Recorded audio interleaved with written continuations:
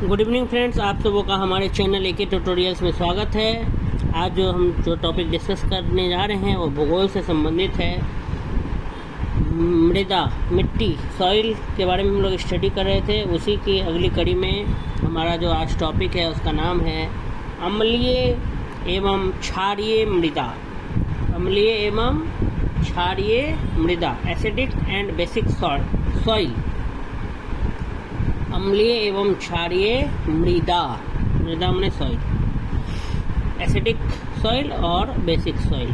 ये देखते हैं। मिट्टी का पीएच मान कम होना मिट्टी की अम्लीयता को तथा पीएच मान अधिक होना मिट्टी की क्षारीयता को प्रदर्शित करता है। कहता है कि अगर सॉइल का पीएच क्या होगा, कम होगा तो सॉइल एसिडिक होगा।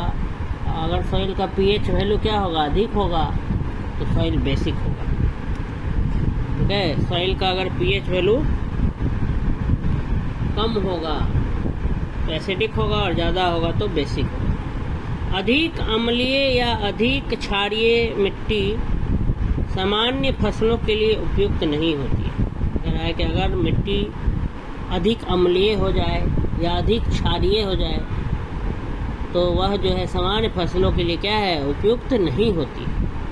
सामान्य फसलें उगाने वाली मिट्टी का पीएच मान 6 से 7 के मध्य होना आवश्यक है। अगर हमको सामान्य फसलें उगाना है तो उसके लिए जो मिट्टी की आवश्यकता होगी उसका पीएच मान 6 से 7 के बीच में होना पड़ेगा। तेजाबी एसिडिक मृदाएं अवसादी सेडिमेंट्री प्रकृति की होती है।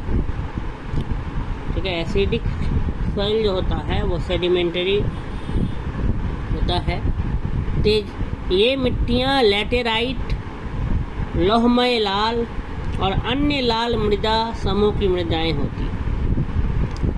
ठीक है, एसिडिक मिट्टियाँ जो होती हैं लैटेराइट, लोहमय लाल और अन्य लाल मृदा समूह की मृदाएं होती हैं। इनका विकास मुख्यतः भू आकृति, अम्लीय मूल सामग्री और नमी युक्त जलवायु के प्रभाव से होता है। कहता है इनका जो विकास है वो मुख्यतः खास करके भू आकृति, किस प्रकार का जमीन की आकृति है, अम्लीय मूल सामग्री और नमी युक्त मॉइस्चर से भरा हुआ जलवायु के प्रभाव से होता है। ताप एवं नमी युक्त जलवायु और अत्यधिक वर्षा की स्थिति में मृदाओं की मूल सामग्री में तीव्र अपक्षय वेदरिंग होता है।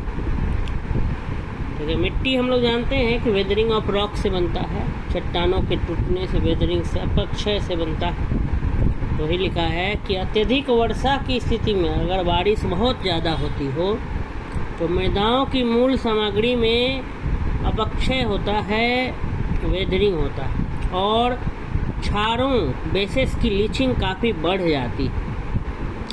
उच्च तापमान के साथ भारी वर्षा और अत्यधिक लीचिंग से अम्लीय मृदाओं का निर्माण होता है। तो अगर तापमान ज़्यादा हो, बारिश भी भारी बारिश हो, उस समय जो मिट्टी का जो निर्माण होता है वो अम्लीय मृदा। तेजाबी एसिडिक मिट्टी को कृषि योग्य बनाने के लिए सामान्यतः चूने, लाइम का प्रयोग किया जाता है। कह रहा है एसिडिक मिट्टी को, अगर मिट्टी एसिडिक है तो उसको कृषि योग्य, खेती योग्य बनाने के लिए सामान्यतः चूने, लाइम का प्रयोग किया जाता है।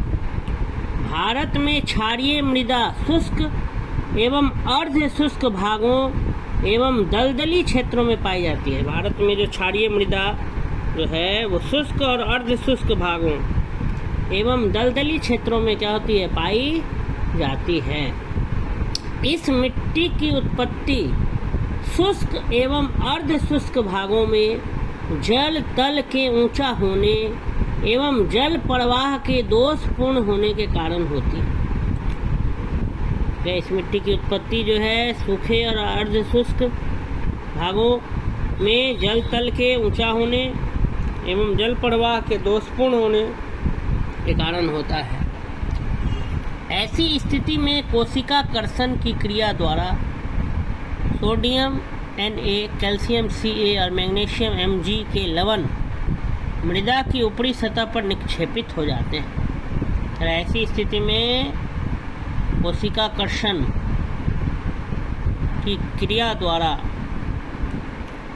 सोडियम, कैल्शियम और मैग्नीशियम का जो मिनरल है, लवण है, वो मृदा की ऊपरी सतह पर, मिट्टी की ऊपरी सतह पर आकर डिपॉजिट हो जाते हैं, निक्षेपित हो जाते हैं। यह मिट्टी मुख्यतः दक्षिणी पंजाब, दक्षिणी हरियाणा, पश्चिमी राजस्थान आदि क्षेत्रों में पाई जाती है। मिट्टी की क्षारीयता को बदलने और खारेपन को हटाने के लिए जिप्सम, कैल्शियम सल्फेट का उपयोग किया जाता है।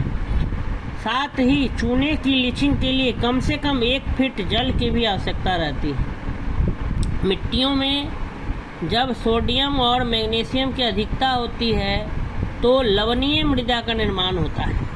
भारत में सर्वाधिक लवणीय प्रभावी मृदा क्षेत्र गुजरात में है।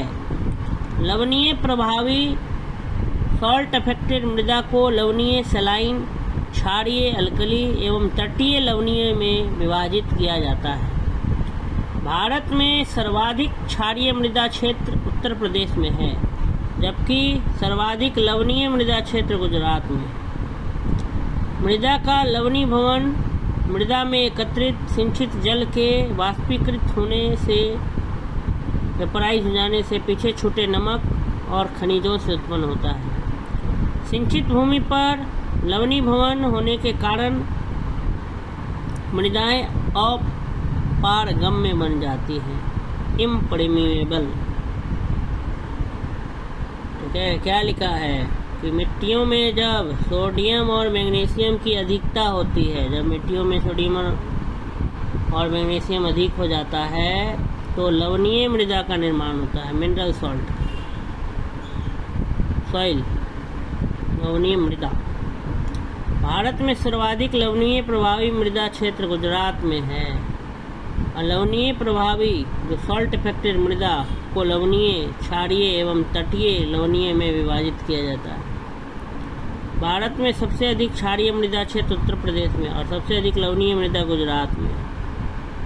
इस तरीके से ये जो हमारा अम्लीय और क्षारीय मृदा था, ये टॉपिक यहीं पर क्या होता है, समाप्त होता है। अगर आपको ये वीडियो अच्छा लगा तो मेरे चैनल को सब्सक्राइब करें, लाइक करें और अधिक से अधिक लोगों तक ये वीडियो को पहुंचाएं। धन्यवाद।